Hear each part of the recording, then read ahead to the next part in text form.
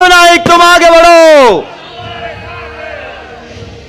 छत्रपति शिवाजी महाराज की।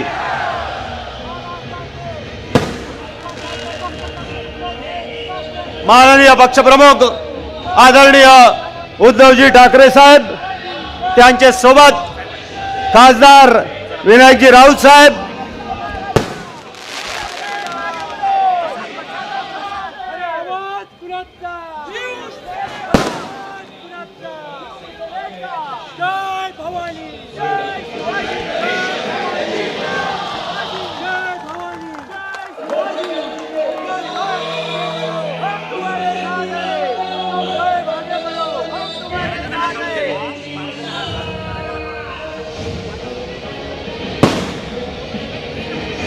आदरणीय पक्ष प्रमुख माननीय उद्धवजी ठाकरे साहेबांना विनंती आहे की त्यांनी शिवप्रतिमेला पुष्पहार अर्पण करून या सभेचा आरंभ करावा।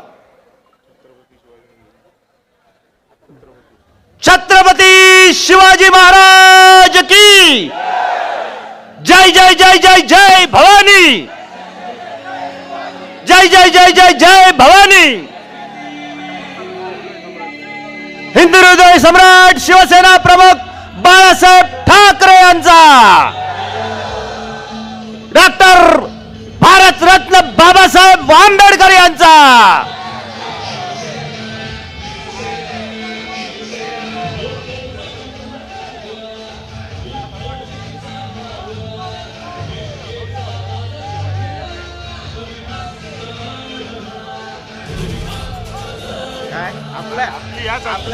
जबाबदारी संपली।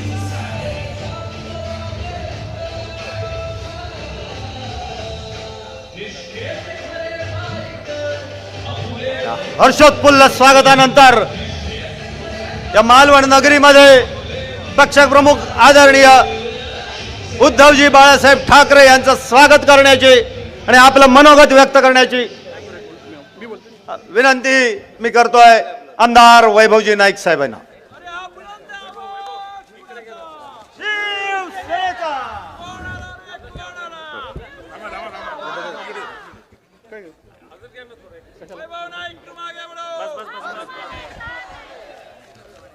महाराष्ट्राचं आराध्य दैवत छत्रपती शिवरायांना वंदन करून शिवसेना प्रमुख आणि आमचं दैवत बाळासाहेब ठाकरे यांच्या पवित्र स्मृतीचं अभिवादन करून येणाऱ्या 20 नोव्हेंबर रोजी होणाऱ्या विधानसभा निवडणुकीमध्ये उद्धवजींच्या आदेशानुसार आणि आपल्या सर्वांच्या मार्गदर्शनानुसार मला पुन्हा एकदा विधानसभेची उमेदवारी उद्धवजींनी दिलेली आहे आणि त्याच्या प्रचारासाठी आज आपले सर्वांचे कुटुंब प्रमुख उद्धवजी ठाकरे या ठिकाणी आलेले आहेत।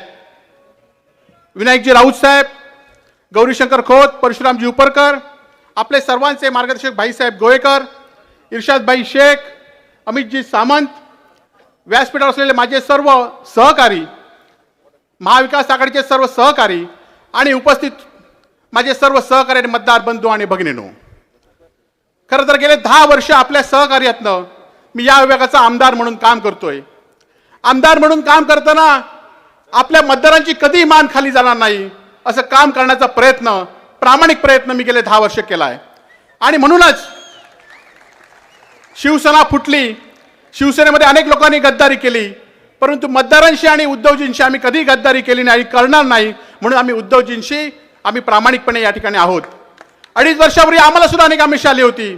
50 कोटी रुपये मंत्रिपदाची आमिष सुद्धा उद्धवजींना सुद्धा माहिती आहेत, परंतु प्रामाणिक लोकांच्या पाठीशी आपण प्रामाणिकपणे राहिलं पाहिजे ही भूमिका या ठिकाणी घेतली आणि म्हणूनच एखाद्या सामान्य कार्यकर्त्यांनी सामान्य जनतेसाठी काम केलं तर सामान्य जनता कशी जमते, त्या माणसाच्या पाठीशी उभी राहतं याचं उत्तम उदाहरण म्हणजे आपण सर्वजण या ठिकाणी आहात।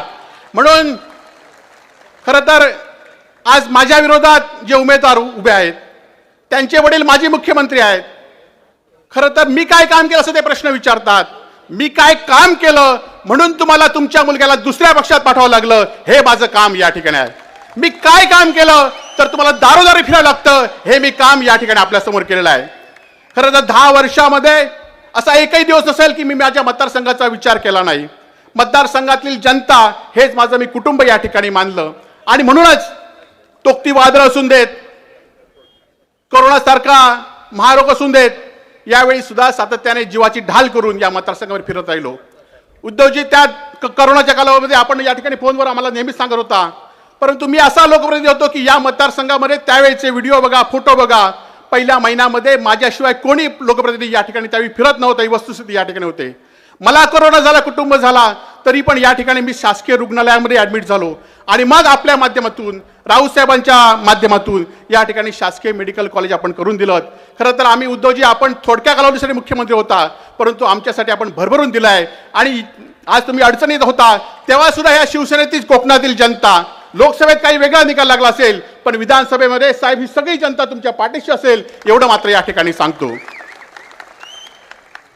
खरं तर मच्छीमारांचा प्रश्न असून देत, 10 वर्षामध्ये एलईडीचे जे विषय असतील त्यामध्ये विधानसभेमध्ये आवाज उठवणारा वैभव नाईक होता. आणि यावर आपल्याला सगळ्यांना माहिती आहे की ज्या ठिकाणी आंदोलन असेल, ज्या ठिकाणी अन्याय असेल, तेव्हा आम्ही तुमच्या बरोबर राहिलेलो आहोत.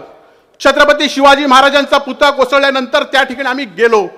का गेलो? तर आम्ही त्या ठिकाणी असतो म्हणून या ठिकाणी गेलो. लोकांचे प्रश्न आम्हाला समजतात, लोकांच्या सुखदुःख आम्ही सहभागी होतो म्हणून या ठिकाणी गेलो. परंतु विरोधक आरोप काय करतायत? इथले आताचे उमेदवार त्यांनी माझ्यावर आरोप केला होता की वैभव नाईकांनी त्या ठिकाणी पुतळा वैभव नाईकांनीच रात्री कटिंग करून कट केलाय म्हणून. खरं तर हा असे विरोध दुश्मनांना सुद्धा मिळू नयेत. आज आपल्या सर्वांच्या साक्षीने सांगतो, खरं तर या 10 वर्षामध्ये एकही रुपयाचा भ्रष्टाचार या ठिकाणी आम्ही केला नाही. म्हणून अडीच वर्ष एसीबी चौकशी सुरू असून आम्हाला एकही रुपयाचा भ्रष्टाचार या ठिकाणी सापडला नाही. आणि म्हणूनच आम्ही ताठ मानेने तुमच्या समोर उद्धवजींच्या आशीर्वादाने उभे आहोत. आज आपला जास्त वेळ न घेता येणाऱ्या काळामध्ये विधानसभेच्या निवडणुकीमध्ये आज प्रश्न आम्हाला 10 वर्षामध्ये आम्ही जे प्रयत्न करता येईल ते प्रयत्न या ठिकाणी केलेत. या जिल्ह्याचे दोन्ही पालकमंत्री या ठिकाणी गद्दार निघालेत, परंतु उद्धवजींनी मात्र या जिल्ह्यासाठी भरभरून दिलंय. आज ह्या महायुतीमध्ये जे अजित पवार मांडीला मांडी लावून या ठिकाणी बसलेत, त्या अजित पवारांनी पहिल्यांदाच या ठिकाणी योजना रद्द करतो म्हणून सांगितली. परंतु उद्धवजींनी आपल्या सिंधुदुर्ग रत्नागिरीसाठी स्वतंत्र अशी रत्नसिंधू योजना केली. त्याचा फायदा अनेकांना आज झालेला आहे. येणाऱ्या काळामध्ये सुद्धा अशा योजना उद्धवजींच्या मार्गदर्शनाखाली आपण राबवू. भात पिकाचं असून देत, आज खरं तर उद्धवजींना मी एवढंच सांगतो की उद्धवजी, या जिल्ह्यामध्ये 3 मतदारसंघ आहेत, पण मी तुम्हाला मनापासून सांगतो की या 3 मतदारसंघामध्ये माझ्या मतदारसंघात जेवढी कामं झाली आहेत तेवढी या दोन्ही मतदारसंघात झालं नाही, एवढं या ठिकाणी ठामपणे या ठिकाणी सांगतो. आज केसरकरांच्या मतदारसंघामध्ये हत्ती हटाव या ठिकाणी मोहीम अजूनही या ठिकाणी रेंगाळली आहे. सुपर स्पेशल हॉस्पिटलचा पत्ता नाही. कणकोलीच्या मतदारसंघामध्ये फोंड्यासारखा महत्त्वाचा, बावड्यासारखा महत्त्वाचा घाट असलेला गेले 2 वर्ष बंद आहे. आणि माझ्या मतदारसंघामध्ये आपण शासकीय मेडिकल कॉलेज दिलात, महिला हॉस्पिटल दिलात, या मालवण शहरासाठी चांगली पाण्याची योजना दिलीत, किनारपट्टी भागातील धूपप्रतिबंध दिलेत. जे आम्ही मागितलं उद्धवजी ते तुम्ही दिलं.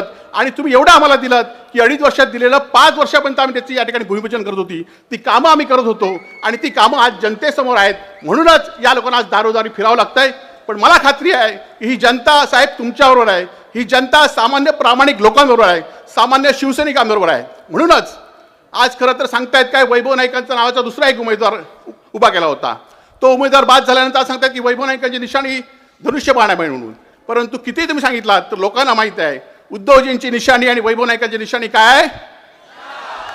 खरं तर साहेब आम्ही लोकांशी प्रामाणिक असतो, लोकांच्या सुखदुःखात असतो. आज इथल्या असलेल्या माणसामध्ये प्रत्येक माणसाकडे माझा फोन नंबर आहे ना, आणि ते मला कॉन्टॅक्ट सातत्याने संपर्क असतात. म्हणून आम्ही लोकांच्यामध्ये आहे, म्हणून लोक आमच्यावर आहेत. आज जास्त वेळ न घेता उद्धवजींना एवढाच आपण सर्वांनी शब्द देऊया की या मतदारसंघामधनं शिवसेनेचा उमेदवार म्हणून आम्ही तुम्हाला या ठिकाणी 23 तारीखला ही मोठी गिफ्ट देऊ. आज उद्धवजी आलेले आहेत. येणाऱ्या काळामध्ये उद्धवजींच्याच नेतृत्वाखाली या राज्यामध्ये सरकार येईल आणि या सरकारमध्ये आपण सर्वजण या सिंधुदुर्ग जिल्ह्याचा कसा विकास या ठिकाणी करू. खरं तर आज निवडणुका सुरू झाल्या आहेत. राऊत साहेबांच्या वेळी सुद्धा प्रत्येक मतदाराला पैसे वाटण्याचं काम या ठिकाणी केलं. नंतर आम्हाला कळलं की हे पैसे छत्रपती शिवाजी महाराजांच्या पुतळ्यातील भ्रष्टाचाराचे होते. आज आमच्यावर आरोप का करतायत की आम्ही त्यावेळी पोचलो नसतो तर त्या ठिकाणी शिवाजी महाराजांचा पुतळा कशा पद्धतीने केला, तांब्याचे पैसे घेतल्याने लोखंडाचा पुतळा कसा केला, आपल्याला 26 लाख रुपये दिलेत म्हणून आपले अजूनही कैदेमध्ये आहे. एखाद्या साध्या वेल्डिंगवाल्याला अटक करण्याचं काम केलं.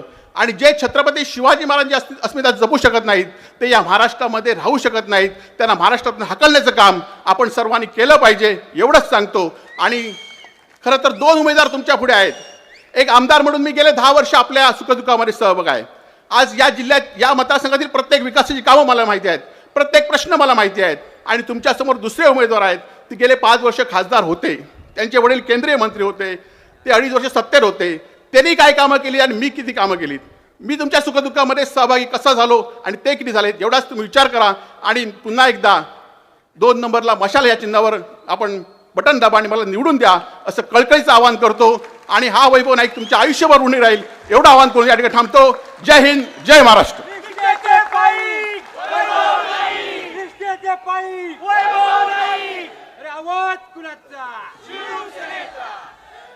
आपले सर्वांचे लाडके खासदार शिवसेनेचे नेते माननीय राऊत साहेबांना विनंती करतो की त्यांनी संबोधित करावं. आपला माणूस म्हणजे ज्याची संपूर्ण कुडाळ मालवण ह्या मतदारसंघामध्येच नव्हे तर संपूर्ण सिंधुदुर्ग जिल्ह्यामध्ये ज्यांची ओळख आहे तो आपला माणूस वैभव नाईक यांच्या आमदारकीच्या विजयाचा निश्चय करणारी ही सभा आणि या निश्चय सभेला उपस्थित असलेले आपले आदरणीय शिवसेना पक्षप्रमुख उद्धवजी ठाकरे साहेब, माननीय तेजसजी ठाकरे सुद्धा खाली बसलेले आहेत. व्यासपीठावर उपस्थित असले आमचे सर्वच सन्माननीय महाविकास आघाडीचे पदाधिकारी, आदरणीय पत्रकार मित्र आणि बंधू भगिनींनो, उद्धव साहेब ह्या विधानसभा मतदारसंघामध्ये आपला वैभव या वेळेला हॅट्रिक करणार म्हणजे करणारच. आणि हा शब्द पुरा करण्यासाठी हा संपूर्ण जनसमुदाय आज तुलसी विवाहाचा दिवस असताना सुद्धा एवढ्या मोठ्या संख्येने उभा राहिलेला आहे. केवळ मालवणच नव्हे तर सावंतवाडीमध्ये सुद्धा तोच निर्धार, कणकवलीमध्ये सुद्धा तोच निर्धार आणि मालवणमध्ये तोच निर्धार आणि भगवामय झालेलं महाविकास आघाडीचं वातावरण. समोरच्यांना काहीच संधी मिळाली नाही म्हणून कुठेतरी दिल्लीवरून आपटले आणि इथे मालवणला येऊन धडकले, अशा पद्धतीचा प्रयत्न समोरच्या उमेदवाराने चालू केलेला आहे. पण आम्हाला कोणाची भीती नाही आहे. भाई गोवेकर साहेब इथे उपस्थित आहेत, त्यांनाही चांगलं आठवतं ह्या महाराष्ट्रामध्ये धनुष्यबाण संपून टाकणार अशी डराव डरकाळी करणाऱ्या नारायण राणेला पुन्हा एकदा धनुष्यबाण घेऊनच मताची भीक मागावी लागते. हा बाळासाहेबांनी उगवलेला तो सूड आहे. पण मी सांगू इच्छितो, ज्या धनुष्यबाणाने नारायण राणेंची विधानसभेतली राजकीय कारकीर्द ज्या वैभव नाईकांनी संपवली, तेच वैभव नाईक निलेश राणेंची सुद्धा राजकीय कारकीर्द विधानसभेतली संपवल्याशिवाय स्वस्थ बसणार नाही. आणि यासाठी हा संपूर्ण मतदारसंघ सज्ज झालेला आहे. आम्हाला अभिमान आहे आमच्या उद्धव साहेबांचा. मुख्यमंत्री म्हणून कोकणात आल्यानंतर सर्वप्रथम या कोकणाला दिलं काय तर शासकीय वैद्यकीय महाविद्यालय. आज ह्या जिल्ह्यामध्ये 400 नवीन डॉक्टर्स तयार होत आहेत. 966 कोटी रुपये मंजूर केले, त्याच्यातले 10% कमिशन ह्या लोकांनी घेतलं. पण दुर्दैवाने साहेब, आपण दिलेलं शासकीय वैद्यकीय महाविद्यालय, आपण दिलेली कॅथलॅब, शासकीय वैद्यकीय महाविद्यालय सुरू झालं पण कॅथलॅब मात्र ह्या लोकांनी स्वतःच्या हॉस्पिटलमधली सुरू राहिली पाहिजे म्हणून तुम्ही दिलेली शासकीय कॅथलॅब सोलापूरला पाठवून दिली, कारण नारायण राणेंचं दुकान चालू राहिलं पाहिजे म्हणून. आज ह्या संपूर्ण किनारपट्टीवर निसर्ग चक्रीवादळाच्या वेळेला तुम्ही आला होतात, तिथल्या लोकांनी तुमच्यावर मागणी केली. सातत्याने किनारपट्टीच्या भागामध्ये वादळ येतं, पाऊस येतं, ऊन तडाखा बसतो वाऱ्याचा आणि आपली वीज जाते, भूमिगत विद्युत वाहिन्या टाका, अशा पद्धतीची मागणी वैभव नाईक आणि मी या दोघांनी आम्ही आपल्याकडे केली. क्षणाचा विलंब न करता दुसऱ्या आठवड्यात तुम्ही मुंबईला जाऊन एक बैठक घेतली आणि सिंधुदुर्ग म्हणजे वेंगुर्ल्या शिरोड्यापासून ते थेट वाढवण बंदराच्या त्या शेवटच्या किनारपट्टीपर्यंत जवळजवळ 3760 कोटी रुपयेचा प्रस्ताव भूमिगत विद्युत वाहिन्यांसाठी तुम्ही बनवलात आणि केंद्राकडे पाठवलात. केंद्राची वाट न बघता राज्य शासनाचा हिस्सा तुम्ही दिलात 1700 कोटी, आणि आज मालवण सहित, देवगड सहित, रत्नागिरी सहित किनारपट्टी भागाच्या गावामध्ये भूमिगत विद्युत वाहिन्या टाकण्याचं काम चालू झालेलं आहे. केवळ आणि केवळ उद्धव साहेब तुमच्या कृपेमुळे हे आम्ही किनारपट्टीवासी कधी विसरणार नाही. महाराजांचा पुतळ्याची विटंबना ज्या नतद्रष्टांनी केली, होय त्यावेळेला सुद्धा मी एकटा खासदार होतो की मी सांगत होतो की एवढ्या घाई गडबडीने तुम्ही पुतळा उभा करू नका. एक पुतळा उभा करायचा झाला तर किमान 2 वर्ष लागतात. यांनी फक्त 2 महिन्यामध्ये, 3 महिन्यामध्ये तो पुतळा उभा केला. माननीय पंतप्रधान 4 डिसेंबर रोजी नौदल दिनाच्या निमित्ताने मालवणला आले आणि पंतप्रधानांच्या हेलिपॅडवर 2.5 कोटी रुपये खर्च या पालकमंत्री रवींद्र चव्हाण यांनी केले. फक्त हेलिपॅड बनवण्यासाठी 3 हेलिपॅड बनवायला 2.5 कोटी रुपये. आणि त्यानंतर 4 डिसेंबरला माननीय पंतप्रधान आल्यानंतर आम्हाला असं वाटत होतं की सिंधुदुर्ग जिल्ह्याला खूप मोठं काहीतरी देतील, पर्यटनाला चालना देतील, विमानतळ आंतरराष्ट्रीय दर्जाचा चिपी विमानतळ करावा असं अपेक्षा आमची होती. मी निवेदन दिलं होतं. पण दुर्दैवाने साहेब, केवळ आणि केवळ आपण दट्ट्या दिल्यानंतर चिपी सुरू झालेला चिपी विमानतळ आपल्या आशीर्वादाने मी प्रयत्न करून चालू ठेवला होता. पण दुर्दैवाने ऐन दिवाळीच्या मुहूर्तावर 26 ऑक्टोबर 2024 पासून सिंधुदुर्ग ते मुंबई ही विमान सेवा बंद झाली आणि विमानतळ सुद्धा आता बंद होण्याच्या मार्गावर. 4 डिसेंबरला माननीय पंतप्रधान मालवणला आले. त्यांनी छत्रपती शिवाजी महाराजांच्या पुतळ्याचं अनावरण केलं आणि त्यानंतर संसदेचं अधिवेशन ज्या वेळेला सुरू झालं 13 डिसेंबर 2023 रोजी मी संसदेमध्ये त्या उखडलेल्या त्या टाइल्स होत्या, लाद्या होत्या, त्याच्या फोटो सहित मी संसदेमध्ये 0 प्रहारामध्ये हा मुद्दा उपस्थित केला आणि छत्रपतींच्या पुतळ्याला धोका निर्माण झालाय ही बाब मी त्या ठिकाणी निदर्शनास आणली अवघ्या 1 आठवड्यामध्ये. पण दुर्दैवाने माझं म्हणणं कोणी ऐकलं नाही आणि ह्या नतदष्ट राज्यकर्त्यांच्या भ्रष्टाचारी कारभारामुळे आमच्या छत्रपती शिवाजी महाराजांना अपमान सहन करावा लागला, अवहेलना सहन करावी लागली. पण त्या महाराजांच्या अपमानाचा सूड या विधानसभेच्या निवडणुकीमध्ये आपल्याला घ्यायचा आहे आणि त्यासाठी सर्वांना एकच विनंती, आपला वैभव म्हणजे आपला माणूस आणि त्या वैभव आमदार झाल्यानंतर त्यांचा वैभव नाईक आमदार म्हणजे आपण आमदार याचं मनामध्ये घट्ट बांधून मशाल चिन्हावरचं बटन दाबा आणि आपल्यालाच आमदार म्हणून निवडून द्या. धन्यवाद. जय हिंद, जय महाराष्ट्र. आणि यानंतर माननीय पक्षप्रमुख उद्धवजी ठाकरे साहेबांना स्वागत करतात आणि त्याबरोबर माईक समोर घ्यायचं आहे. बोलवा. मालवणचे पदाधिकारी उद्धव साहेबांचं पुष्पहार देऊन स्वागत करतायत.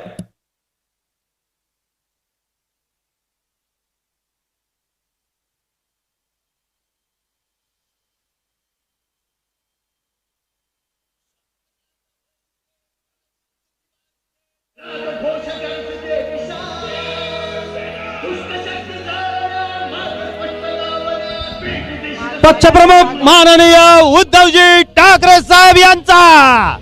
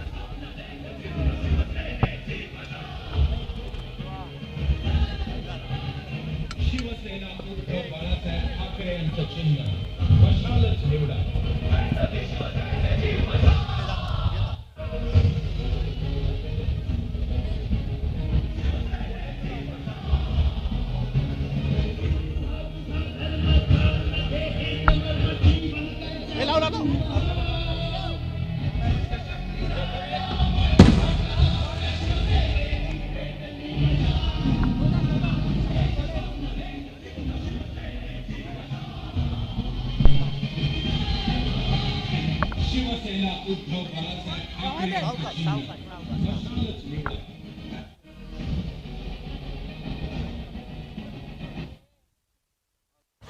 हॅलो हॅलो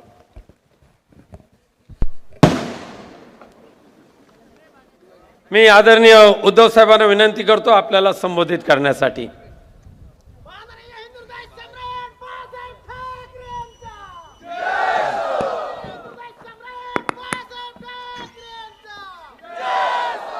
जमलेल्या माझ्या तमाम महाराष्ट्रप्रेमी बांधवांनो, भगिनींनो आणि मातांनो,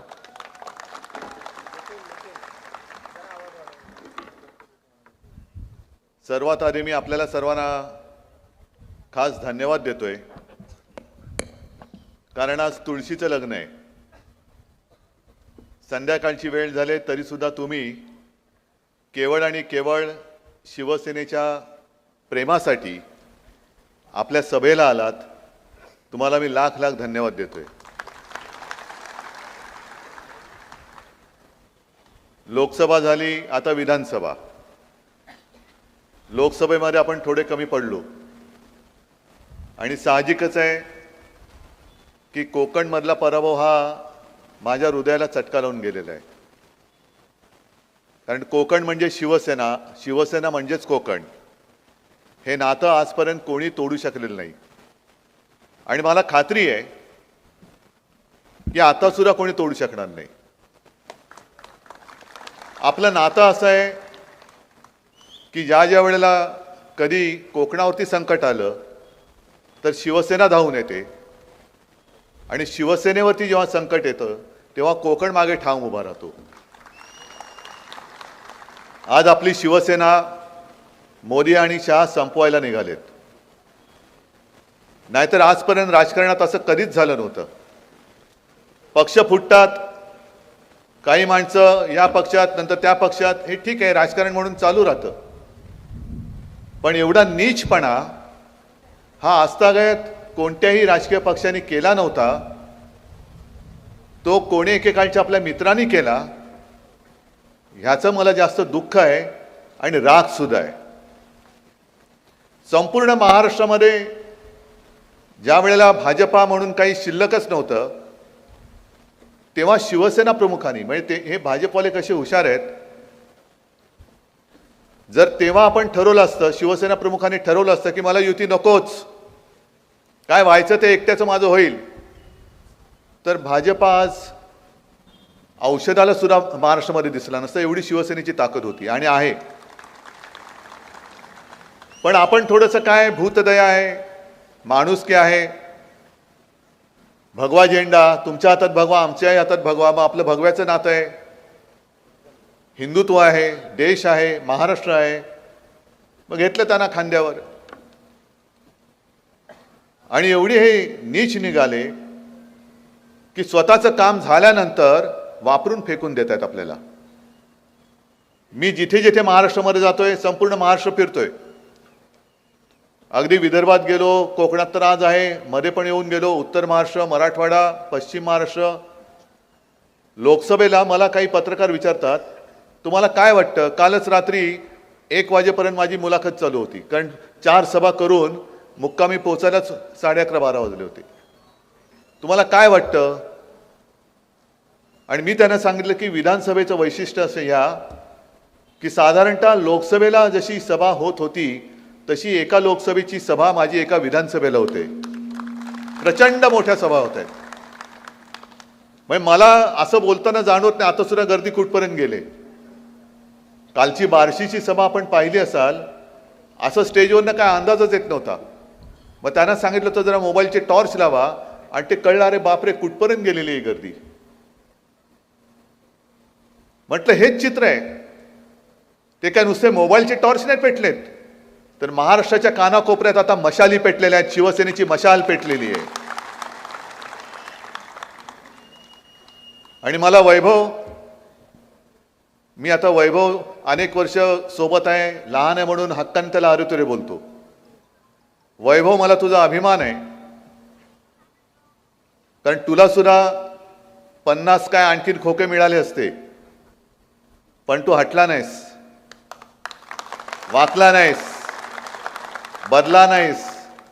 आणि मुख्य म्हणजे मेंढ्यांप्रमाणे मोदीशांचा लाचार झाला नाहीस, मला तुझा अभिमान आहे. आणि विनायक राऊत पण तसेच आहेत, कारण खासदार पण आपले गेले होते, विकले, पण विनायक राऊत नाही गेले. इथे बसलेले सगळेच, मग भाई गोवेकर काय सगळेच, आता उपरकर पण परत आले, राजन तेली परत आले, सगळी जुनी शिवसेना ही परत उभी राहते. आणि इथे मला जे आव्हान दिलं गेलं, येऊन रस्त्याने जाऊन दाखवा, मी त्यांना सांगतोय नशिबाने दिले, घरी बसून नीट खा. उगाच मध्ये आला तर वेडं वाकडवून खाण्यात काही अर्थ नाहीये. कारण आडवा आला तर आडवंच करू, तेवढी ताकद हिंमत ही शिवसेनेत आहेच. पण मुळात प्रश्न हा तुम्हाला आहे. हा नुसता आपला आमदार उमेदवार वैभव त्याचं नाव आहे म्हणून वैभव नाही मी म्हणत. तुम्हाला सगळ्यांना कोकणचं वैभव जपायचं की नाही हा प्रश्न मी तुम्हाला करतोय. तुम्हाला कोकणचं वैभव हवंय की नकोय, का पुन्हा सगळं गुंडापुंडांचं राज्य पाहिजे? मग ती सगळी जुना काळ जो होता, मग कुठून सुरुवात करायची? श्रीधर नाईक, रमेश गोवेकर, सत्यविजय भिसे, अंकुश राणे. मग एखादी टीव्हीची मालिका असते की माणसं काय होतंय कसं होतंय माहित नाही, रमेश गोवेकर गायब, कुठे गेला, हवेत अदृश्य. हत्या होत आहेत, कोणी केल्या माहिती नाही. आणि ती गुंडगिरी, ती दडपशाही, त्यावेळेला वैभव एकटा नडला होता त्यांना. आणि वैभव तुला भेटायला मी दुसऱ्याची त्या तुरुंगात आलो होतो. आपल्या एका सैनिकावरती हल्ला झाला होता, त्याला गोव्याच्या हॉस्पिटलमध्ये ॲडमिट केलं होतं. मग तेव्हाही हॉस्पिटल चांगलं नव्हतं, आता किती चांगलं झालंय कल्पना नाही मला. पण तो काळ असा होता. आणि उपरकर तुम्ही जेव्हा उभे होतात तेव्हा मी 10 दिवस इकडे राहिलो होतो. संपूर्ण मतदारसंघ जो तेव्हाचा होता तो पिंजून काढला होता. आणि तेही दिवस मला आठवत आहेत की मी जिथे जायचो लोक गर्दी करायची, पण गर्दीमध्ये एक व्यक्ती मला येऊन भेटली. मी गाडीत बसलो, तो आला माणूस, तरुण होता. मला म्हणाले, साहेब काय आहे? खास तुमच्या कोकणी भाषेत बोलला तो. तुमच्या ती कोकणाची एक वेगळी गंमत आहे भाषेची, बोलण्याची. आणि त्यांनी मला सांगितलं की आता तुम्ही सगळे आलात ठीक आहे, पण तुम्ही बघितलं ना आमची घरं कशी, एक तिकडे एक तिकडे एक इकडे इकडे सगळं असं विखुरलेलं आहे. संध्याकाळ झाली, सूर्यास्त झाला की इकडे चिडी चिप सगळं काळोख असतो. ही 2005ची गोष्ट आहे. आज तुम्ही सगळेजण आला, आम्हाला बरं वाटलं. निवडणूक झाल्यानंतर तुम्ही गेल्यानंतर आम्ही इकडे एकटे राहणार आहोत. आणि यांची दहशत एवढी आहे, आमच्या मुली बाळी रात्री अपरात्री किंवा संध्याकाळच्या वेळेला एकट्या येणं जाणं करायचं म्हटलं तर हे काय करतील सांगता येत नाही. तेव्हा तुम्ही म्हणे एक कोणतरी माणूस असा द्या की जो आमच्या सोबत आम्ही कधी हाक मारली तर तो धावून येईल असा माणूस द्या. आणि ती परिस्थिती बघितल्यानंतर ते आव्हान विनायक राऊत यांनी स्वीकारलं. येऊन राहिले, तुम्ही खासदार म्हणून निवडून दिलं. यावेळेला नेमकं काय कुठे चुकलं हा विचार माझ्यापेक्षा आपण सगळ्यांनी केला पाहिजे. की नको तो धोंडा पुन्हा का उरावरती घेतलात? पुन्हा तुम्हाला दादागिरी गुंडगिरी. म्हणजे मला मोदींना, मी मगाच्या सभेत सुद्धा बोललो की मोदींना इकडे मुद्दामून प्रचाराला बोलवायचंय, याच इकडे या व्यासपीठावरती बोलू आपण. या चॅनलमधनं मी त्यांना आमंत्रण देतोय, मोदीजी जरा आप यहाँ आइए. कारण तुम्ही जो लोकसभा निवडणुकीमध्ये कंठशोष करत होता, परिवारवाद परिवारवाद घराणेशाही, म्हणजे शिवसेना प्रमुखांनंतर शिवसेना प्रमुखांच्या पुत्राने जर शिवसेना, त्यांनी शिवसेना प्रमुखाने मला दिली, मोदीजी तुमचं काय जातंय, कोण आहात तुम्ही? हा पक्ष हा माझ्या वडिलांनी स्थापन केलाय. तेव्हा तुम्ही कुठे होतात? हिमालयात होतात का विंध्य पर्वतात होतात मला नाही माहिती. पण हा शिवसेना, हा पक्ष, शिवसेनेने जो जन्म घेतला तो मुंबईमध्ये जेव्हा मराठी माणसावरती अन्याय होत होता तेव्हा भूमिपुत्रांना न्याय देण्यासाठी, मराठी माणसांच्या न्याय हक्कासाठी म्हणून शिवसेना प्रमुखांनी ही शिवसेना स्थापन केली. आणि तिचं नेतृत्व जर शिवसैनिकांनी माझ्याकडे दिलं असेल, शिवसेना प्रमुखांनी त्याला संमती दिली असेल, तर तुम्ही चोंबडेपणा करणारे कोण? मग तुम्हाला शिवसेना प्रमुखांची घराणेशाही चालत नाही. परिवारवाद. मग इकडे तुम्ही जे काही करता आहात, बाप डोक्यावर आणि पोरं खांद्यावर. मग डोक्यावरती बाप बसलाय, या खांद्यावर एक कार्ट, दुसऱ्या खांद्यावर दुसरा कार्ट. इसको क्या कहेंगे? मग तुम्हाला हिंदुत्व मानणारी, तुम्हाला संकटात साथ देणारी शिवसेना आणि शिवसेना प्रमुख, त्या शिवसेना प्रमुखांची घराणेशाही नाही चालत. पण माझ्या कोकणावरती गुंडागर्दी करणारे, जोर जबरदस्ती करणारी घराणेशाही चालते. एवढे तुम्ही खाली उतरलात, मग कशाला तुम्ही बसलात तिकडे? हे आमचं हिंदुत्व नाहीये. मी जसं प्रत्येक सभेत सांगतो तसं याही सभेत सांगतो की मी भाजपला लाथ घातले, हिंदुत्व नाही सोडलं आणि कदापि सोडू शकत नाही, मी सोडणार नाही.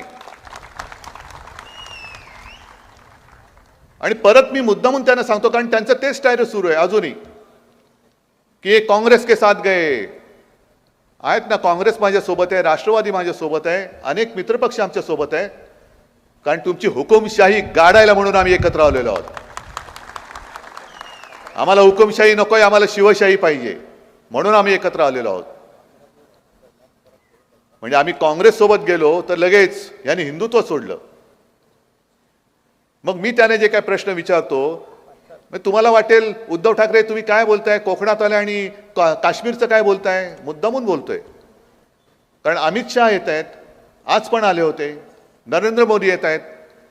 काल तर मोदी उतरणार होते सोलापूरला, माझं हेलिकॉप्टर होतं कुठे? औसा.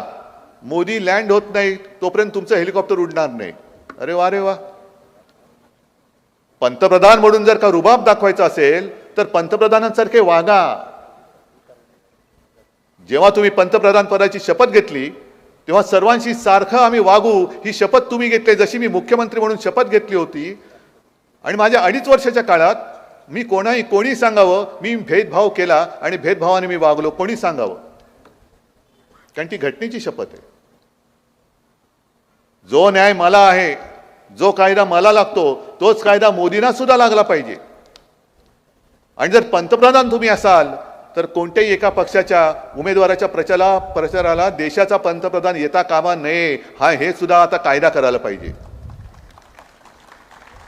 कारण जशी तुमच्यासाठी भाड्याने आणलेली माणसं, गरीब माणसं होती, त्यांचा काही दोष नाही, ही थांबली होती, तशीच माझ्यासाठी सुद्धा माझी जीवाभावाची माणसं ही थांबतात.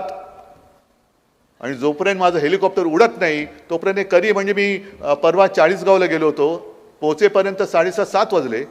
दुपारी 2 वाजल्यापासून लोक बसली होती, तुफान गर्दी होती. 2 वाजल्यापासून बसले उन्हात. मग तुम्ही मला का अडवता? आणि अमित शहांचं मी तुम्हाला जे सांगत होतो की उद्धवजी आप जवाब दीजिए. काय द्यायचा जवाब? की 370 कलम जे काढलं त्याला विरोध करणाऱ्यांबरोबर तुम्ही बसलात. पण अमित शहाजी 370 कलम काढताना शिवसेनेने तुम्हाला पूर्ण पाठिंबा दिला होता आणि त्या काढल्याबद्दल तुमचं कौतुक तेव्हाही केलं होतं, मी आज पण करतो. 370 कलम हे काश्मीरसाठी महत्वाचं आहेच, देशासाठी आहेच. काश्मीर हा आपल्या देशाचा माझ्या देशाचा अविभाज्य भाग आहे, हे मान्यच आहे आम्हाला आणि तो पाहिजेच. पण 370 कलम काढलं ते लोकसभेसाठी ठीक आहे, कोकणामध्ये येऊन तुम्ही त्याचं काय कौतुक सांगताय? मराठवाड्यामध्ये मी फिरलो, विदर्भामध्ये फिरलोय, शेतकरी संतापलेत नुसते. कारण सोयाबीनला भाव नाहीये, कापसाला भाव नाही, डाळीला भाव नाही, काय संपूर्ण वाताहत झालेली आहे. आणि त्या शेतकऱ्याने जे आशेने तुमच्याकडे बघतायत की काहीतरी तुम्ही द्याल, पण तुमची ती आयात निर्यात धोरणं अशी तुम्ही आखता की आता कांद्याचे भाव पडायला लागलेले आहेत. आणि तो तुमच्याकडे बघतोय की माझ्या सोयाबीनला हमी भाव कधी देणार. आज त्या शेतकऱ्यांना माझ्या या चॅनलच्या माध्यमातून सांगतोय, मराठवाडा आणि विदर्भाच्या, की तुम्ही सोयाबीन विकण्याची घाई करू नका. आपलं सरकार येतंय. आपलं सरकार आल्यानंतर मी तुम्हाला वचन देतोय की हमी भावाने शासन तुमचं सोयाबीन खरेदी करेल. पण हे वचन मी देतोय, हे वचन ना मोदी देत, ना अमित शहा देत. मिंदे बिंदे तर सोडूनच त्यांचे चिंध्याच झालेले आहेत. मग 370 कलम काढलं. अहो सोयाबीनच्या हमीभावाचं काय? कापूस खरेदी कधी होणार? अरे मी 370 कलम काढलं ना. दुधाला भाव नाही, 370 कलम काढलं की. महिला सुरक्षित नाही, 370 कलम काढलं. काय करायचं इकडे त्या कलमाचं? आमच्याकडे आंब्याची कलम आहेत, बाकी सगळी कलम आहेत. 370 कलम हे काश्मीरसाठी महत्वाचं आहे. आणि मुद्दा म्हणून मी त्यांना सांगतोय की जेव्हा, हे मी परत परत बहुतेक प्रत्येक सभेत सांगतोय, की जेव्हा या देशाला अमित शहा आणि नरेंद्र मोदी या नावाची दोन माणसं या भूतलावरती अस्तित्वात आहे हे कोणालाही माहीत नव्हतं. हा काळ कोणता? जेव्हा काश्मीरमध्ये स्वतःच्या घरात हिंदू पंडितांवरती अत्याचार होत होता, तो काळ आहे. हे मला वाटतं तेव्हा बसले होते व्ही पी सिंगच्या मांडीला मांडी लावून.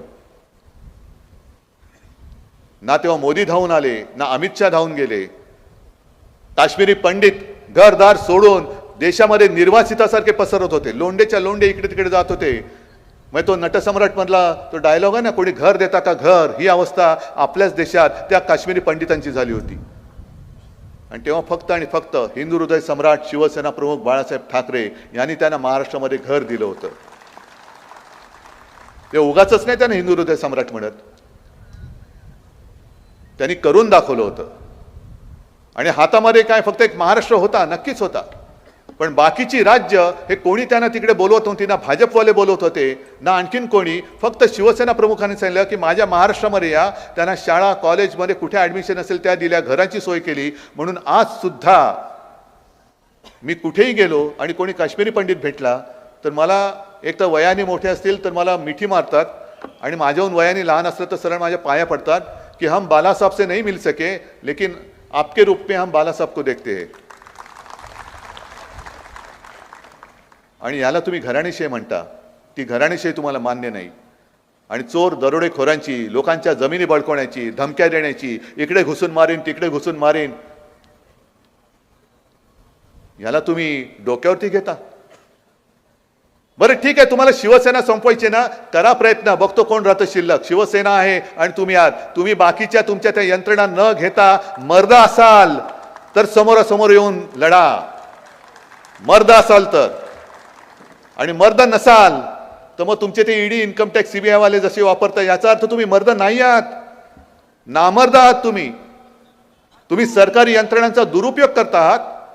माझ्या लोकांना धमक्या देतात, जुन्या केसेस उकरून काढता आणि त्यांची फोडाफोडी करताय, पैसे देताय, तो सुद्धा माझ्या जनतेचा खाल्लेला.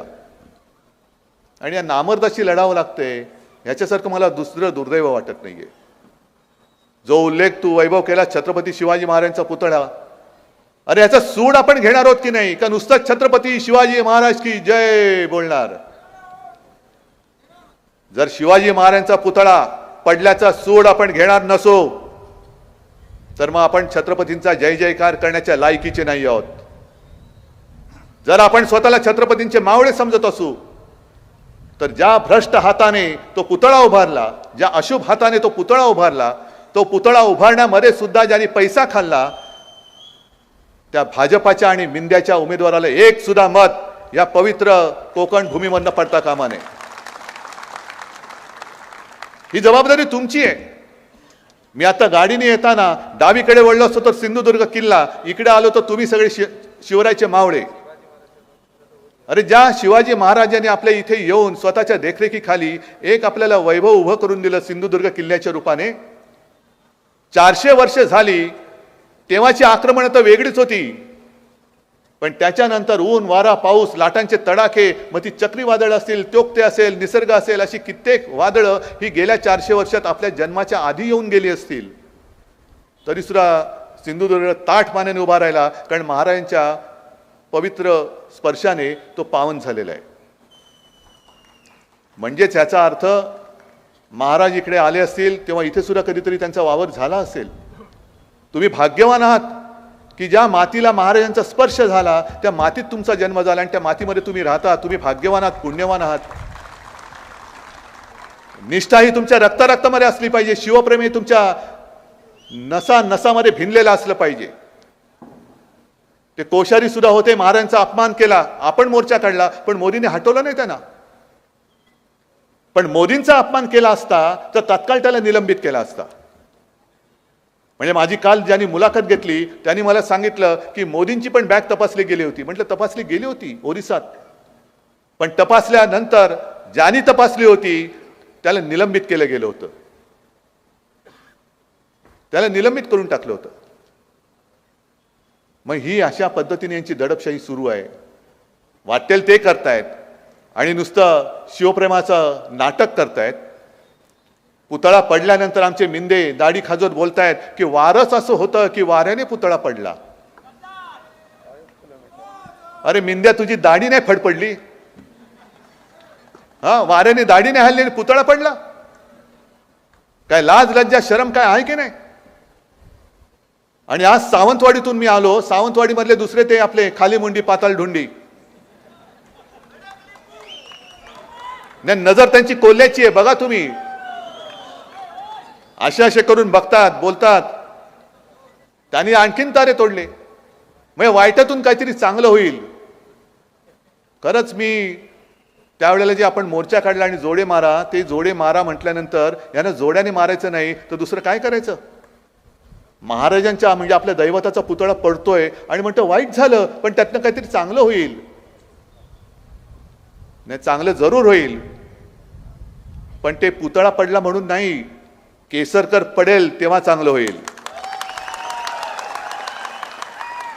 इथे सुद्धा इकडे आणि पलीकडे दोन चिल्ली पिल्ली पडतील तेव्हा कोकणचं चांगलं होईल. म्हणजे त्यांच्यासाठी वाईट होईल पण कोकणासाठी चांगलं होईल. आणि मी करून दाखवीन कोकणाचं चांगलं. मी आहे, मी देतोय तुम्हाला वचन. उण्यापुऱ्या 2.5 वर्षाच्या काळामध्ये कोरोनाचा काळ असा भयानक होता की अनेक जण, म्हणजे तो काळ मला आठवला तरी अंगावरती शहारा येतो. रात्री अपरात्री कधी मुख्य सचिवांचा फोन वाजला की बापरे भयानक काय होतंय आणि काय नाही. एकदा तर सकाळी मुंबई महापालिका आयुक्तांचा फोन आला आणि अक्षरशः ते फोनवरती रडायचं बाकी होते. म्हटलं काय झालं? कारण मला माहिती मिळालेली होती. म्हणाले साहेब कालची रात्र ही काळरात्र होती. म्हटलं काय झालं? ते म्हणाले आपल्याकडे अचानक मला कळलं की एका हॉस्पिटलमध्ये साधारणतः 150 रुग्ण आहेत आणि ऑक्सिजनचा पुरवठा संपत आला. मग काय? म्हटलं करायचं काय? ते म्हणाले एवढी आपली तारांबळ उडाली. सुदैवाने आजूबाजूच्या हॉस्पिटलमध्ये सोय होती, कारण बेड तुडुंब भरलेले होते. सगळेच्या सगळे रुग्ण आपण कोणी न दगावता आपण हलवू शकलो. आता ते सुरक्षित आहे. नाही तर कालची रात्र ही फार वाईट रात्र होती. हे कोणाला तेव्हा मिंदेला माहिती पण नाही. झोपला असेल किंवा बसला असेल त्या देवेंद्र बरोबर ती गुटरगू करत. ही सगळी रात्री अपरात्री आपल्या शासकीय यंत्रणेने काम केलं. तुम्ही सगळ्यांनी सहकार्य केलं आणि आता हे टिकोजीराव गद्दारी करून तिकडे गेलेत आणि म्हणतात 2.5 वर्षात तुम्ही काय केलं? अरे नसतं केलं तर तू वाचला नसतास, वाचलाच नसता तू. आणि अजूनही सुधरत नाहीये. आरोग्य व्यवस्था त्या आणीबाणीच्या काळात सुद्धा, आणीबाणी म्हणजे कोरोनाची जी आपण वाढवली होती, एका गोष्टीचं मला नक्कीच समाधान आहे की जगामध्ये चीननी 15 दिवसामध्ये फील्ड हॉस्पिटल उभं करून दाखवलं आणि त्याच्यानंतर अख्ख्या जगामध्ये आपली मुंबई असेल जिनी 15 ते 17 दिवसात दुसरं फील्ड हॉस्पिटल उभं करून दाखवलं. म्हणजे आपण कुठेही कमी पडलो नाही. परदेशामध्ये कोणी नंतर काय केलं असेल माझ्या तरी ऐकूयात नाहीये, पण महाराष्ट्राच्या बाहेर दुसऱ्या राज्याने, एकाही राज्याने फील्ड हॉस्पिटल आपण जसं केलं होतं बीकेसी मध्ये आणि इतरत्र तसं उभं केल्याचं मी सुद्धा ऐकलं नाही किंवा वाचलेलं नाहीये. आपण टास्क फोर्स नेमला. कुठे ऑक्सिजन कमी पडू दिले नाही, औषधं कुठे कमी पडू दिली नाही, डॉक्टरांची कुठे हेळसांड होऊन दिली नाही. आणि करोनाचं संकट सगळं फोफावलं असताना गुजरातमध्ये आणि उत्तर प्रदेशमध्ये अजूनही ते फोटो तुम्हाला मिळतील, सार्वजनिक चिता पेटल्या होत्या. भयानक होतं दृश्य. पण तुम्ही सगळ्यांनी सहकार्य केलं म्हणून आपण महाराष्ट्र वाचवू शकलो. महाराष्ट्र वाचवला म्हणजे तेव्हा जे काही सर्वे येत होते, उद्धव ठाकरे नंबर 1 मुख्यमंत्री. नाही, पण हा सन्मान माझा नव्हता, हा सन्मान तुमचा होता. उद्धव ठाकरे फक्त चेहरा होता. कारण तुम्ही जर मी जे सांगत गेलो होतो ते तुम्ही ऐकलं नसतं तर मी महाराष्ट्र काही करू शकत नव्हतो. पण मला अभिमान याचा आहे की एखाद्या कुटुंबा प्रमुखाप्रमाणे तुम्ही जे मी सांगत गेलो, घरी राहता तुम्ही घरी राहिलात, लॉकडाऊन तर लॉकडाऊन. आणि तेव्हा भाजपवाल्याने ते तेव्हा होते ना महामहिम कोश्यारी, काय म्हणजे करोनाच्या काळात सुद्धा पैसे खात होते आणि मला पत्र लिहिलं होतं की तुम्ही माझ्याकडे काही माणसांनी पत्र दिलेले आहे, ती पत्र मी तुम्हाला देतो आहे, तुम्ही ताबडतोब सर्व प्रार्थना स्थळ उघडा आणि तुम्हाला असा काही साक्षात्कार होतो का वगैरे वगैरे वगैरे लिहिलं होतं. मग म्हटलं कोणी एवढी लोक भेटलेत तरी कोण, तर इनमीन 3 माणसं आणि ते तिन्हीच्या तिन्ही भाजपडे. म्हणजे तिथे सुद्धा तुम्ही घोळ घालत होतात. तिथे सुद्धा तुम्हाला सगळं उघडं करून महाराष्ट्राचा गुजरात किंवा उत्तर प्रदेश तिकडे करायचा होता. करोनाने बळी गेले तरी चालतील पण सगळं उघडा. ही अशी घाणेरडी नीच औलाद आणि ही आपल्यावरती राज्य करते. अमित शहानी जे आज दुपारी भाषणामध्ये बोलले की उद्धव ठाकरे म्हणजे आपल्या सरकारने विकासाला स्थगिती दिली. मी विकासाला नव्हती स्थगिती दिली, मी स्थगिती नाही, मी बंदी आणली होती आणि माझं सरकार आल्यानंतर मी परत बंदी आणीन. महाराष्ट्रातून एक सुद्धा उद्योग मी गुजरातला जाऊ देणार नाही म्हणजे नाही. अमित शहा आज लिहून ठेवा, तुम्ही आज लिहून ठेवा की ज्या क्षणी महाविकास आघाडीचं सरकार येईल तेव्हा तुम्हाला लुटारू न, तुम्हाला महाराष्ट्राचा उद्योग मी गुजरातमध्ये नेऊ देणार नाही. तुम्ही महाराष्ट्राचं वैभव लुटताय, महाराष्ट्राची विल्हेवाट लावताय. महाराष्ट्रात येणारे आणि होते ते उद्योग सगळेच्या सगळे तुम्ही गुजरातला नेताय. गुजरात गुजरात हे गुजरात ते गुजरात. वेदांत फॉक्सॉन गुजरातला नेला, टाटा एअरबस गुजरातला नेला, मेडिकल डिव्हाइस पार्क गुजरातला नेला. हे सगळे चांगले उद्योग हे गुजरातला नेत आहेत आणि विनाशकारी रिफायनरी ही माझ्या निसर्ग संपन्न कोकणाच्या माथीवर मारताय. रिफायनरी घेऊन जा गुजरातला, पण माझा टाटा एअरबस मला परत द्या. म्हणून मी मागे जे बोललो होतो ना, राख रांगोळी, आमच्या नशिबात राख आणि गुजरातच्या नशिबात रांगोळी घालताय तुम्ही. गुजरातबद्दल मला काही आकस नाहीये ना, गुजराती लोकांबद्दल मला आकस आहे. इथे आलेत, पिढ्याना पिढ्या राहत आहेत, शतकानुशतके राहत आहेत. मग त्यांना सुद्धा मी सांगतोय, अरे तुमचं आणि आमचं नातं हे तुम्ही दुधात साखर मिसळल्यासारखे जर विरघळून गेलो असू तर मोदींचा मिठाचा खडा त्याच्यामध्ये का टाकायला देताय तुम्ही. आणि मोदी आणि शहाना सुद्धा सांगतोय की तुम्ही आज आहात उद्या नाहीत, पण आज महाराष्ट्र आणि गुजरात आणि संपूर्ण देश अशी जी काय तुम्ही भिंत बांधतायत, तुम्ही गेल्यानंतर सुद्धा ती जर्मनीची भिंत होती ना, तशी भिंत तुम्ही या देशात आणि गुजरातमध्ये बांधून जाता, हे लक्षात ठेवा. ही भिंत म्हणजे अंबुजा सिमेंटचं ऑफिस सुद्धा गुजरातला घेऊन गेले. काय नेमकं या कोकणासाठी केलं काय. आणि आज मला जे इकडेचे खासदार दुर्दैवाने झालेले हे मला आव्हान देत आहेत, अरे महाराष्ट्राचं रक्त तुझ्या अंगामध्ये असेल तर महाराष्ट्र लुटणाऱ्यांच्या विरोधात तू उभा राहा. मला काय आव्हान देतोस. मी उभा आहे, महाराष्ट्र लुटारू आणि महाराष्ट्राच्या मध्ये मी उभा आहे. काय आणि आपलं सरकार पाडलं. मी तुम्हाला एक साधी गोष्ट सांगतो, सगळ्यांना हल्ली सांगतोय. आता जर का तुम्ही विधिमंडळाकडे पाहिलात तर मुख्यमंत्री हा शिवसेनेतनं चोरलेला, दोन्ही सभागृहाचे अध्यक्ष सभापती हे शिवसेनेतनं चोरलेले, दोन्ही सभागृहाचे विरोधी पक्ष नेते एक तर आपलेच अंबादास दानवे आहेत, पण दुसरा विजय वडेट्टीवार हा सुद्धा ओरिजिनल शिवसैनिक.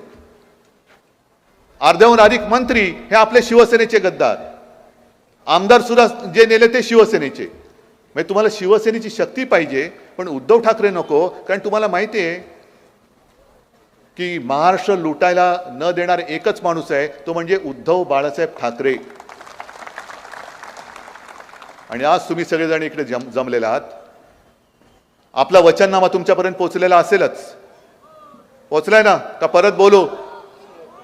परत बोलण्याची गरज आहे, कारण मला बरेच जण सांगतात की आपला वचननामा पोहोचवा सगळ्यांकडे. म्हटलं पोहोचवायचा तो पोहोचवलेलाच आहे. आपण 5 जीवनावश्यक वस्तूंचे भाव स्थिर ठेवणारे तुम्हाला कळलेलं आहे, कळलंय ना. मुलींप्रमाणे मुलांना सुद्धा मोफत शिक्षण देणार हे सुद्धा तुम्हाला कळलेलं आहे. अनेक गोष्टी कळलेल्या आहेत, पण मुद्दामून एक मुद्दा स्पष्ट करतो, मुलींप्रमाणे मुलांना शिक्षण का मोफत देणार आहे. मी 3-4 दिवसापूर्वी यूट्यूबवरती एक क्लिप पाहिली. राजदीप सरदेसाई जे ज्येष्ठ पत्रकार आहेत त्यांनीच मला पाठवली, त्यांनीच ती केलेली आहे. अमरावतीमध्ये ते एका घरी गेले होते, ज्या घरामध्ये एका शेतकऱ्याने आत्महत्या केली. मग त्यांच्या घरी ते गेले. दुर्दैवाने जिचं कुंकू पुसलं गेलं ती आपली बहीण तिकडे बसली होती. ज्याने आत्महत्या केली तो 47 वर्षाचा शेतकरी होता. मग त्याची 2 तरुण मुलं ही त्यांच्या झोपडीसारख्या घरामध्ये होती. काळोख, घरामध्ये काळोख. या कॅमेऱ्यासाठी जो काय यांची संगन असते तो उजेडा होता, तोच उजेड. आणि मग राजदीप सरदेसाईंनी त्यांना विचारलं, ताई तुमचं नाव काय? मुलांना विचारलं तुमचं नाव काय, किती कर्ज होतं? ते म्हणले 1.25 लाख कर्ज होतं. 1.25 लाख कर्जासाठी म्हणजे अदानीना वगैरे करोडो रुपये हे असेच देऊन टाकतायत. करोडो रुपयाची मुंबई ही फुकट देऊन टाकतायत. पण माझ्या महाराष्ट्रातला शेतकरी 1.25 लाखासाठी आत्महत्या करतोय. मग त्या दुसऱ्या जो लहान मुलगा होता, लहान म्हणजे असेल एक 14-16 वर्षाचा वगैरे असेल, त्याला विचारलं तू काय करतो, शाळेत जातो का? तो म्हणला नाही, मी शिक्षण सोडून दिलं. सोडलं का सोडलं? फी कशी भरणार? डोक्यावरती कर्ज आहे, वडिलांनी आत्महत्या केले. मग तू काय करणार, शेती करणार का? तो म्हणाल मी शेती नाही, शेती सोडून मी हमाली करेन, पण मी शेती नाही करणार. म्हणजे मुलांना शिकायचं आहे पण फी भरता येत नाही म्हणून मुलं शिकत नाही. आणि आम्ही 370 कलम काढलं ना, आम्ही राम मंदिर बांधलं जे गळतंय. उद्धवजी राम मंदिर कब जाएंगे? मी त्यांना म्हटलं ते गळायचं बंद होईल तेव्हा मी जाईन. पण पैसे नाहीत म्हणून मुलं शिक्षण सोडताय आणि तुम्ही फक्त 1500 रुपयावरती या आमच्या माता भगिनींची थट्टा करताय. 1500 रुपयामध्ये मुलाची फी भरू शकतात का? डोक्यावरचं कर्ज फिटू शकतं का? घरदार चालू शकतं का? आज मराठवाड्यात आणि विदर्भामध्ये अशी परिस्थिती आहे की मुलांची लग्न होत नाही, कोण मुली द्यायला तयार नाही, कारण शेतकऱ्याला कोण मुलगीच देत नाहीये. आपला अन्नदाता, अख्खं जग ज्याच्यासाठी चालतं, 2 घासासाठी जग चालतं आणि तो 2 घास देणारा तडफडतोय, मरतोय. म्हणजे तो आपल्याला जगवतो पण आपण त्याला जगवू शकत नाही. काय कोणता कारभार चाललाय? कशासाठी मोदीजी तुम्हाला मत द्यायचं? कशासाठी मिंद्याला मत द्यायचं? कशासाठी फडणवीसला द्यायचं? कशाला अजित पवारांना द्यायचं? हे खोके घेऊन बसलेत, खोकेच्या खोके बोके नुसते माजलेत. आणि म्हणून मी तुमच्याकडे आलेलो आहे, हक्काने तुमच्यासाठी आलेलो आहे की आज केवळ शिवसेना अडचणीत नाहीये, आज तुम्ही सुद्धा अडचणीत आहात. आज आपला महाराष्ट्र अडचणीत आहे. म्हणून मला तुमची मदत पाहिजे, म्हणून मला तुमचे आशीर्वाद पाहिजे, म्हणून मला तुमची साथ पाहिजे. आणि मी तुमच्या दरबारात हक्क मागायला आलेलो आहे, हक्काने न्याय मागायला आलेलो आहे, आशीर्वाद मागायला आलेलो आहे. हा वैभव नुसता वैभव नाही, वैभवच्या बरोबर मी उभा आहे. पलीकडे राजन तेली सोबत मी आहे, तिकडे संदेश सोबत मी उभा आहे. सगळीकडे संपूर्ण कोकण राजन आहे, बाळमाने आहेत, सगळीकडेच. हे मत हे केवळ एका उमेदवाराला नाही, हे मत तुमच्या भविष्याला देताय तुम्ही. आणि म्हणून मी एवढंच सांगतोय की कोकणचं वैभव कायम राखायचं असेल तर तुम्हाला भगव्याशिवाय आणि मशालीशिवाय दुसरा पर्याय नाही. आणि जर का लोकसभेत चुकलात, म्हणजे तुम्ही नसाल चुकला, मी एक सांगतोय, तसं आत्ता चुकलात तर मग गुंडागर्दी एवढी वाढेल की दोन्ही पोरं खांद्यावर आणि बाप डोक्यावर घेऊन त्यांची लाचारी करण्याचं जीवन तुम्हाला जगावं लागेल. त्याच करता मी परत सांगेन की छत्रपतींच्या परस्पर्शाने पावन झालेला हा परिसर आहे. नक्कीच छत्रपती इकडे आले होते आणि त्यांनी हा किल्ला बांधला. तर त्या मातीची शपथ घेऊन जसा वैभव इमानाने राहिला तसंच तुम्ही भगव्याच्या पाठी, मशालेच्या पाठी इमानाने राहाल असा विश्वास व्यक्त करतो. सगळ्यांना शुभेच्छा देतो आणि आपली रजा घेतो. जय हिंद, जय महाराष्ट्र. सर्वांना विनंती आहे की राष्ट्रगीतासाठी आपण जागेवरती उभं राहावं. तत्पूर्वी आमच्या स्नेहाताई केरकर मॅडम की ज्या आणि डॉक्टर केरकर शिवसेनेमध्ये शिवसेनेची मशाल हातात घेत आहेत. राज्यातील एकमेव मच्छीमार महिला संघटनेच्या अध्यक्षा आणि डॉक्टर केरकर ग्रामपंचायत सदस्य तारकर्ली यांचं स्वागत. सर्वांचे आभार. होय. यानंतर सर्वांनी जागेवरती उभं राहावं. एक साथ सावधान, राष्ट्रगीत सुरू कर.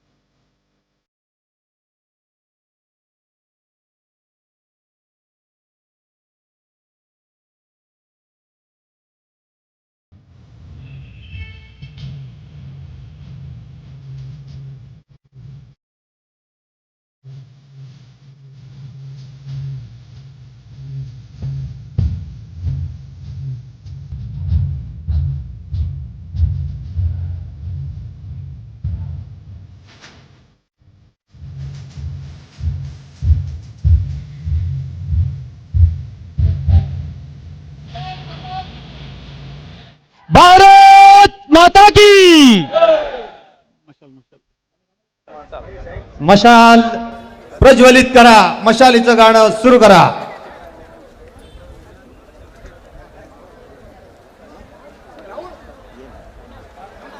गाण्याला तुहा तुझा धर्म चालू नये हे जीवन करत्यास तू